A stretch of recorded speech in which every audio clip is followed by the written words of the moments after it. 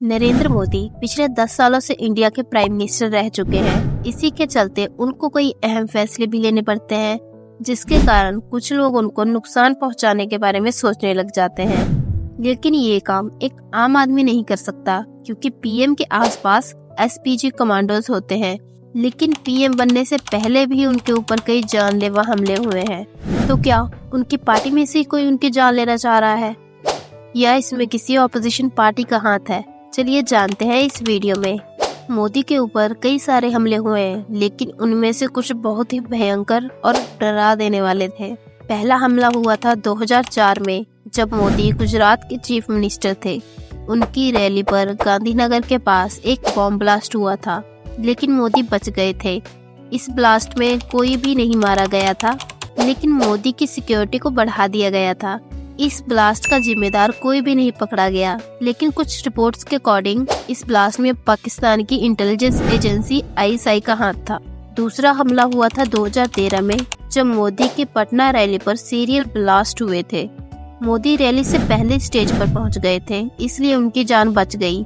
लेकिन उनकी स्पीच के दौरान और बाद में कई जगह पर बम ब्लास्ट हुए। इसमें 6 लोगों की मौत हुई थी और 100 से ज्यादा घायल। इस अटैक का जिम्मेदार इंडियन मुजाहिदीन नाम का टेररिस्ट ग्रुप था, जो मोदी को मारने का प्लान बनाए थे। इस अटैक में 6 टेररिस्ट को अरेस्ट किया गया था, जिनमें से एक यासीन भटकाल था, जो इंडियन मुजाहिदीन का फाउंडर था। तीसरा हमला हुआ था 2018 में, जब पुणे पुलिस ने कुछ सस्पेक्टेड लेटर सीज किया था। इस लेटर में मोदी को राजीव गांधी टाइप इंसिडेंट में मारने का प्लान बताया गया था। इस प्लान में मोदी के रैलीज पर स्नाइपर राइफल्स या ह्यूमन बम का यूज करना था। इस लेटर में मोदी के अलावा और आरएसएस मेंबर को टारगेट करने की बात की गई थी। इस लेटर को पुणे पुलिस ने भीमा कोरेगांव वायलेंस केस के दौरान सीज किया था। चौथा हमला हुआ था 2020 में, जब दिल्ली पुलिस ने कुछ इस्लामिक स्टेट टेररिस्ट को अरेस्ट किया था। ये टेररिस्ट मोदी को असैसिनेट करने का प्लान बनाया था, जिसके लिए उन्होंने कुछ वेपन्स और एक्सप्लोजिव्स भी रखे हुए थे। ये टेररिस्ट मोदी के खिलाफ ऑनलाइन प्रोपेगेंडा भी करते थे, और उन्होंने मोदी को एनिमी ऑफ इस्लाम और डेविल भी कहा था।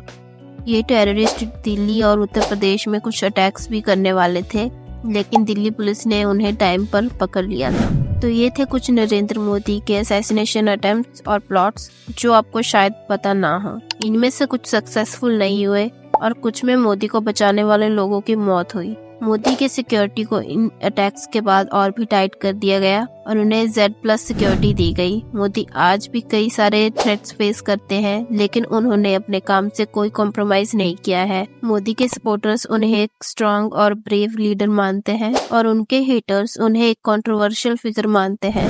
लेकिन एक बात तो साफ है कि मोदी एक ऐसे लीडर है जिनके बारे में हर कोई कुछ न कुछ तो जरूर सोचता है।